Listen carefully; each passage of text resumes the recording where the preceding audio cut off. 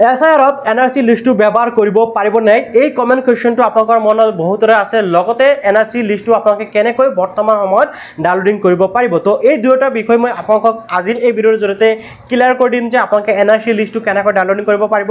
লগতে আপোনালোকে এনআৰসি লিষ্টখন বা এনআৰসি যেটো ওলাই আছে এই এনআৰসিটো আপোনালোকে বৰ্তমান যেটো এছআইআৰ হ'বলৈ গৈ আছে ইয়াতে ব্যৱহাৰ কৰিব পাৰিব নাই তো ভিডিঅ'টো সম্পূৰ্ণ কৰি চাব আৰু ভিডিঅ' ভাল পালে নিশ্চয় লাইক কৰি চেনেলটো সাবস্ক্ৰাইব কৰিব এনেকুৱা ইম্পৰ্টেন্ট ভিডিঅ' মই পাবলৈ লগতে ভিডিঅ'টো যদি আপুনি ফেসবুকত চাই আছে পেজটো ফলো কৰিব আৰু ভিডিঅ'টো আপুনি বেছিকৈ শেয়াৰ কৰি দিব যাতে সকলো মানুহে এই বিষয়ে জানিব পাৰে আৰু সকলো মানুহ যাতে সজাগ হ'ব পাৰে সো প্ৰণকল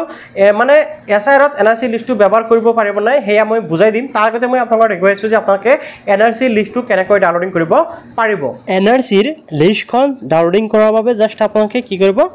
আপোনাৰ মোবাইলৰ যিকোনো এটা ব্ৰাউজাৰ ওপেন কৰিব এন্ড আপোনালোকে এনআৰসি বুলি লিখি সাৰ্চ কৰিলে হ'ব এনআৰসি ড্ৰাফট বা এনআৰসি বুলি লিখি সাৰ্চ কৰিব ওকে সাৰ্চ কৰাৰ পিছত প্ৰথম যেটো ওয়েবসাইট দেখিব পাব এনআৰসি আসাম আপোনালোকে ইয়াৰ ওপৰত ক্লিক কৰিব লাগিব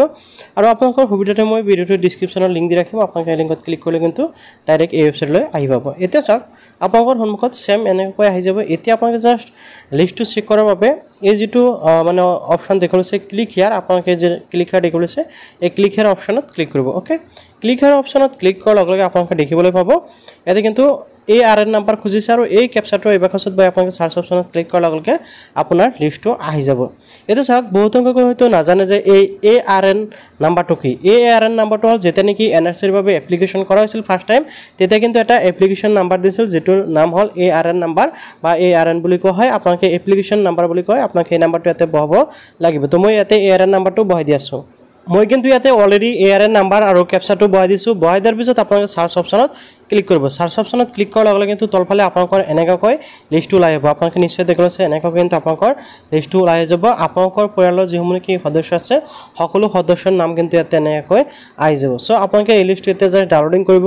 আপোনালোকে ডাউনলোডিং কৰাৰ বাবে কি কৰিব এটো সাইডত দেখিবলৈ আছে 3 লাইন আপোনালোকে 3 লাইনত ক্লিক কৰিব তাৰ পিছত আপোনালোকে জাস্ট ইয়াতে শেয়াৰ অপচনত ক্লিক কৰি দিব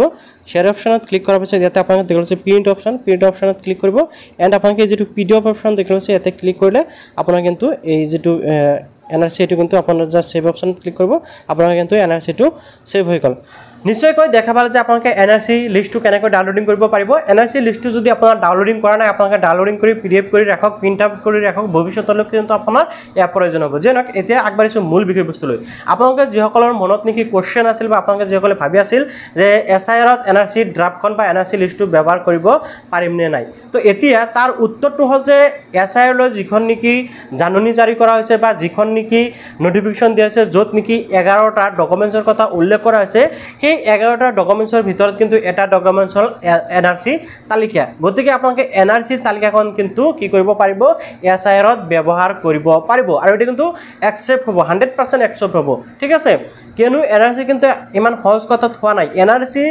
এছআইআৰত কৈ কিন্তু বেছি ভেৰিফিকেশন হৈছে তাৰ পিছতে এনআৰসিত নাম আহিছে গতিকে এছআইআৰত কিন্তু আপোনালোকে এনআৰসি টো ব্যৱহাৰ কৰিব পাৰিব আৰু আপোনালোকে চাওক কিছুসংখ্যক মনত কোৱেশ্চন আছিল যে এনআৰসি এছআইআৰত যে ব্যৱহাৰ হ'ব এটো আগৰ এনআৰসি ব্যৱহাৰ হ'ব নে নতুন এনআৰসি ব্যৱহাৰ হ'ব যদি আগৰ এনআৰসি ব্যৱহাৰ হল হয় বা আগৰটো একচেপ্ট কৰিলেহেঁতেন তেনে ক্ষেত্ৰত ইয়াতে মেনশন কৰিলেহেঁতেন ডেটটো যে ইমান তাৰিখৰ এনআৰসি টো আপোনালোকে ব্যৱহাৰ কৰিব পাৰিব ইয়াতে কিন্তু কোনো ধৰণৰ এনআৰসি ডেটটো মেনশন কৰা হোৱা নাই গতিকে আপোনালোকে নতুন এনআৰসি টো ব্যৱহাৰ কৰিব পাৰিব আৰু এই বিষয়টোলৈ কিন্তু ইতিমধ্যে কিছুমান দল সংগঠনে কি কৰিছে কথাটো উত্থাপন কৰিছে যে এনআৰসি যিসকলৰ আছে সেইসকলৰ এছআইআৰ হ'ব নালাগে মই তেনেকৈ নাভাবো কিন্তু মই ভাবো যে সকল নেকি এনআরসি আছে সেইসকলে এছআইআৰৰ বাবে এনআৰসি টো ব্যৱহাৰ কৰিব উপযোগী হ'ব লাগে লগতে এনআৰসি ড্ৰাফট জমা দিলে সেইসকলৰ আৰু অন্য ডকুমেন্টছৰ প্ৰয়োজন নাই বুলি মই ভাবো তো আপোনালোকৰ মতামত কি নিশ্চয় কমেন্টত জনাব আৰু ভিডিওটো আপোনালোকে সকলে ভাল পালে নিশ্চয় লাইক কৰিব আৰু বেছিকৈ সকলে শেয়াৰ কৰি দিব যাতে সকলো মানুহে এই বিষয়ে জানিব পাৰে আৰু আপোনালোকে চেনেলটো সাবস্ক্ৰাইব কৰিবলৈ পাহৰি নাযাব আজিলৈ মানে